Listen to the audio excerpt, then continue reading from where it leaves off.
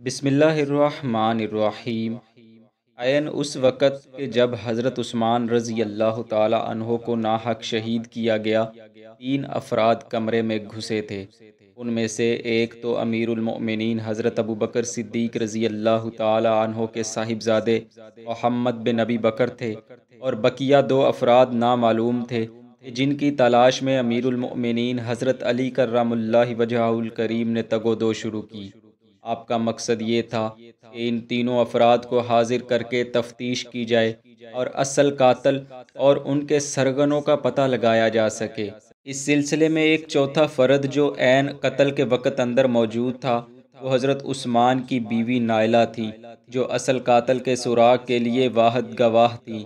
بہرحال حضرت علی رضی اللہ تعالی عنہ نے کہاں سے اپنی تحقیقات کا آغاز کیا، اور حضرت عثمان کی بیوی نائلہ حضرت ابوبکر صدیق کے بیٹے محمد بن ابی بکر اور بقیہ 2 افراد جو اس وقت قتل کی جگہ موجود تھے، وہ کون تھے اور انہوں نے کیا بیان دیے، اور امیر المؤمنین کو تحقیقات مکمل کیوں نہ کرنے دی گئیں، یہی ہم اپنی آج کی ویڈیو میں بیان کریں گے۔ دوستو، حضرت عثمان رضی اللہ عنہ کا اندوہناک قتل 18 ذی الحجہ یوم جمعہ 35 ہجری میں ہوا۔ اس وقت آپ کی عمر 82 سال تھی اور مدت خلافت چند روز کم 12 سال تھی۔ آپ کی شہادت کے بعد 3 روز تک مسلمان بلا خلیفہ رہے، اور یہ ایک ایسی خطرناک صورتحال تھی کہ جس میں بلوائیوں کی دہشت گردانہ سرگرمیاں اپنے عروج پر تھیں، اور مدینہ طیبہ بری طرح ان کے تسلط میں تھا۔ پھر انصار و مہاجرین میں سے چند جید صحابہ کرام سرگرم ہوئے اور موقع کی نزاکت کو بھانپتے ہوئے حضرت علی کرم اللہ وجہہ الکریم کی خدمت میں حاضر ہوئے اور عرض کیا، آپ ہی کی ذات ہے جو خلافت کی سب سے زیادہ مستحق ہے، ہاتھ بڑھائیے، ہم سب آپ کی بیعت کے لیے آئے ہیں۔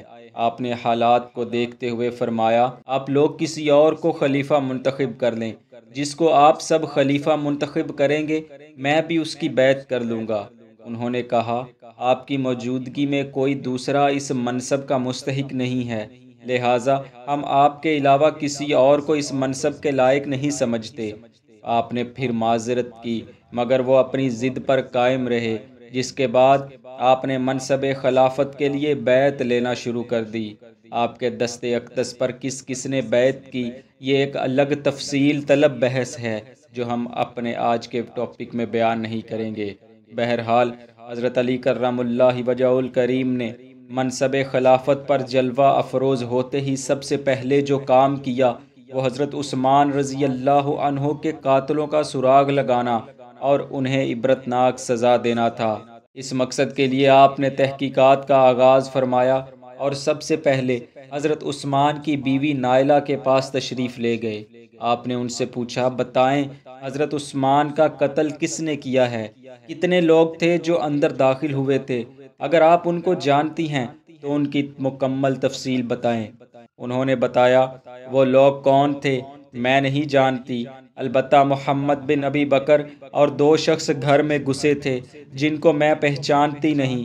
محمد بن ابی بکر نے جب امیر المؤمنین کی داڑھی پکڑ کر کچھ گستاخی کی باتیں کہیں تو امیر المؤمنین نے کہا، اے صاحبزادے، اگر تمہارے والد ابو بکر زندہ ہوتے تو تمہاری اس روش کو قطعاً پسند نہ کرتے۔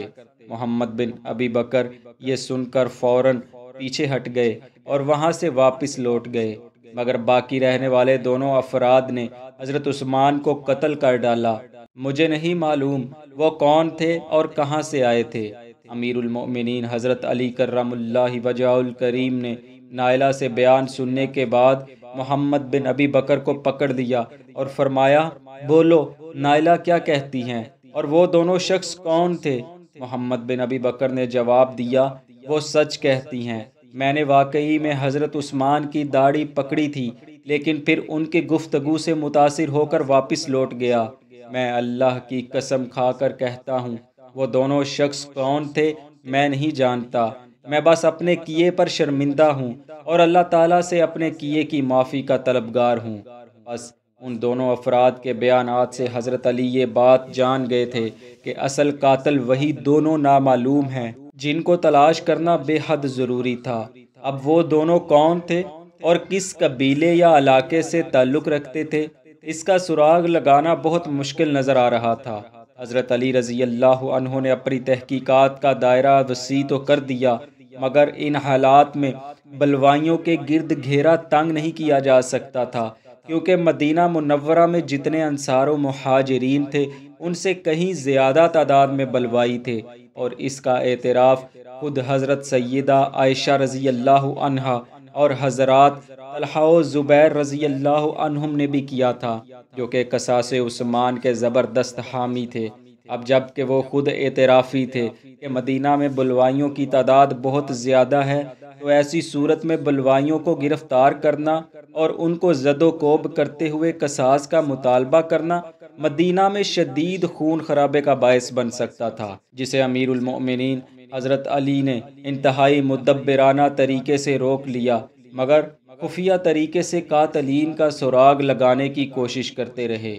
اس وقت سب سے بڑی ضرورت یہ تھی کہ قصاص عثمان کی تحریک اٹھانے کی بجائے خلیفہ وقت کی اطاعت کے ذریعے خلافت کو مضبوط کیا جاتا، تاکہ ان بلوائیوں کو جو کہ مدینہ پر مسلط ہوئے تھے ان کو قرار واقعی سزا دی جاتی، اور اس طریقے سے حضرت عثمان رضی اللہ عنہ کے قاتلوں کا سراغ لگا کر ان کو عبرت کا نشان بنایا جاتا۔ اسی لیے ایک موقع پر امیر المؤمنین حضرت علی رضی اللہ عنہ نے قصاص عثمان کا مطالبہ کرنے والوں کو فرمایا تھا، پہلے خلیفہ وقت کی اطاعت کرو، اس کی طاقت کو مضبوط بنا کر بلوائیوں پر حاوی ہو جاؤ، پھر ہی قصاص عثمان لیا جا سکتا ہے۔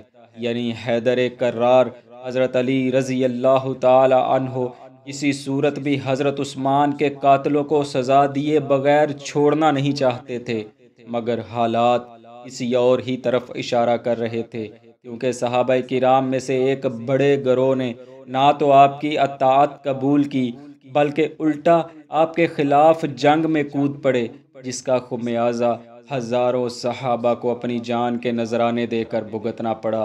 اس کا ایک اور بڑا اور بھیانک نقصان یہ ہوا کہ تاریخ میں وہ نامعلوم افراد جنہوں نے حضرت عثمان رضی اللہ عنہ کو ناحق شہید کیا تھا، کبھی منظر عام پر ہی نہ آ سکے، اور آج دن تک وہ نامعلوم ہی ہیں۔ ہم امید کرتے ہیں آپ کو آج کی ویڈیو پسند آئے گی۔ اپنی قیمتی رائے سے ضرور آگاہ کریں۔ دعا ہے اللہ کریم ہمیں دنیا و آخرت کی تمام بھلائیاں عطا فرمائے، آمین۔